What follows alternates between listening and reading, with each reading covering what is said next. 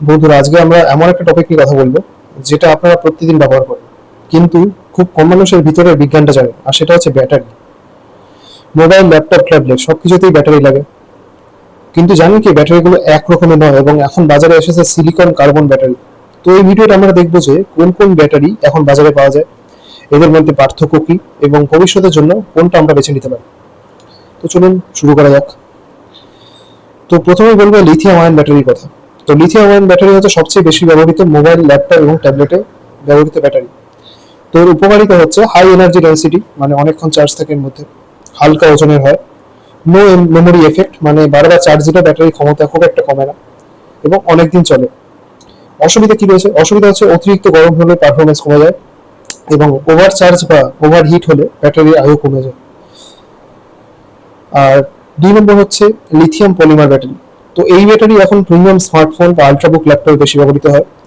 উপকারিতা কি? উপকারিতা হচ্ছে আরো পাতলা এবং হালকা লিথিয়াম আয়ন ব্যাটারির থেকে, নানা ধরনের আকৃতির হতে পারে, আর আগুন ধরার সম্ভাবনা খুব কম। অসুবিধা কি? অসুবিধা হচ্ছে দাম একটু বেশি, সেই কারণে প্রিমিয়াম ডিভাইসে ব্যবহার করা হয়, আর লিথিয়াম আয়নের তুলনায় এতে একটু কম শক্তি হবে। 3 নম্বর কি? 3 নম্বর হচ্ছে নিকেল মেটাল হাইব্রিড বা এনআইএমএইচ। এই ধরনের ব্যাটারি সাধারণত ফোনে খুব একটা দেখা যায় না, তবে পুরোনো ডিভাইস বা ডবল এ ব্যাটারিতে এগুলো মেলে। উপকারিতা কি? উপকারিতা হচ্ছে এনআইসিডি ব্যাটারির থেকে এটা বেশি নিরাপদ, মানে নিকেল ক্যাডমিয়াম, এটা পরবর্তীকালে বলছি আমি।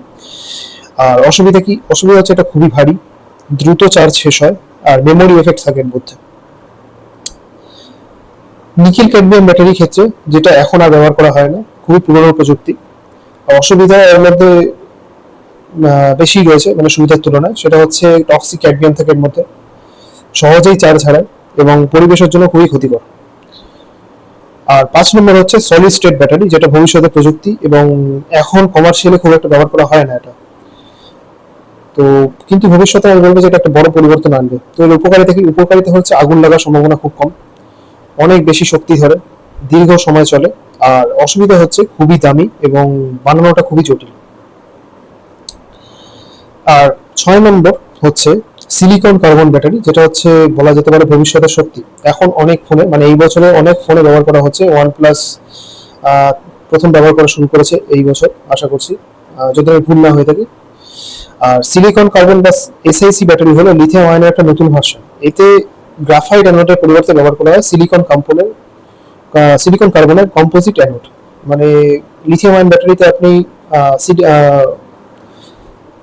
গ্রাফাইট অ্যানোড দেখতে পাবেন নর্মাল লিথিয়াম আয়ন ব্যাটারিতে। তো তার পরিবর্তে লিথিয়াম আয়ন ব্যাটারির মধ্যেই আপনি অ্যানোডটাকে চেঞ্জ করে জাস্ট সিলিকন কার্বনের কম্পোজিট যে অ্যানোড রয়েছে সেটাকে ব্যবহার করছেন। তো এর উপকারিতা কি হচ্ছে? সাধারণ লিথিয়াম আয়নের তুলনায় এতে অনেক বেশি চার্জ ধরে, আর কম জায়গায় বেশি শক্তি সংরক্ষণ করতে পারে। তো স্মার্টফোনকে আরো হালকা করবে এবং চার্জ থাকবে অনেক বেশি সময়।